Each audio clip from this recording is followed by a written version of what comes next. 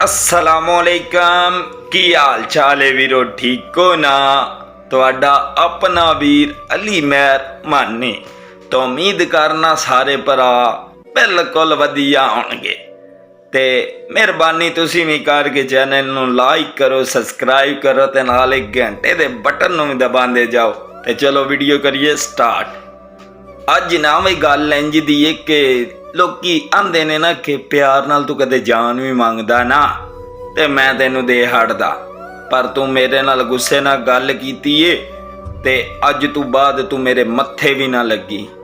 ते उत्थे फिर शायर शेर लिखदा कि ओ मंगे प्यार दे नाल ते हिदमत विच है जान भी हाज़र ना कोई नहीं, पर कावश फालतू रोसियां दा मेला मरदियां ताई करसां कोई नहीं। ओ बोले शक्ल दे यार जरूर होसां पर अक्ल तो फारग हाँ कोई नहीं। थके वदे हैं जनाब ते बिस्मिल्लाह एडी साडी वेलने च बां कोई नहीं।